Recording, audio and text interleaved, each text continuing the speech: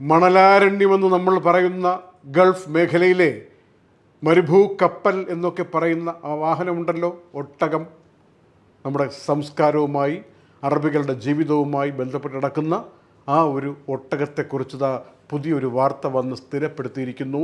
ഒട്ടകത്തിൻ്റെ രക്തത്തിൽ നിന്ന് കണ്ടുപിടിച്ചിരിക്കുന്ന നാനോ ബോഡീസ്, വളരെ ചെറിയ ടൈനി ആയിട്ടുള്ള ആൻറ്റിബോഡീസ്, അതിപ്പോൾ മാരകമെന്ന് വിശേഷിപ്പിക്കാവുന്ന പല രോഗങ്ങൾക്കുമെതിരെയുള്ള മെഡിസിനായി ഒരു സൂപ്പർ വെപ്പണായി മാറിയിരിക്കുന്നു എന്നാണ് സയൻസ് ലോകം പറയുന്നത്.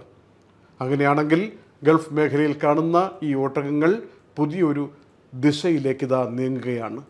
ഇവയുടെ രക്തത്തിൽ നിന്നെടുക്കുന്ന നാനോ ബോഡീസിന് അർബുദം ഇല്ലാതാക്കാൻ, പകർച്ചവ്യാധികൾ ഇല്ലാതാക്കാൻ, അൽഷമേഴ്സ് രോഗം കണ്ടുപിടിച്ചുകൊണ്ട് അതിനെ നശിപ്പിക്കാനുള്ള ശേഷി, ഇങ്ങനെ പലതുമുണ്ടെന്നാണ് ഇപ്പോൾ ബ്രസൽസിലെ സയൻറ്റിസ്റ്റുകൾ പറയുന്നത്.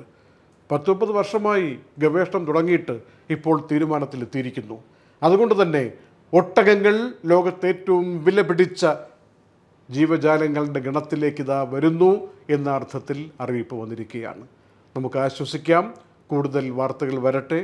അങ്ങനെ ഒട്ടകത്തിൻ്റെ രക്തത്തിൽ നിന്ന് കണ്ടുപിടിക്കപ്പെട്ടിരിക്കുന്ന ഈ നാനോ ബോഡീസ്, ഈ ടൈനി ആൻറ്റിബോഡീസ് ഇത്രയും ശക്തിയുള്ളതാണെങ്കിൽ ഗൾഫ് മേഖലയ്ക്ക് പ്രത്യേകിച്ചൊരു സിദ്ധി കിട്ടുന്നത് പോലെയായി മാറും എന്ന കാര്യത്തിൽ സംശയം വേണ്ട. കാരണം ഏറ്റവും കൂടുതൽ ഒട്ടകങ്ങൾ ഈ മേഖലയിലാണല്ലോ ഉള്ളത്.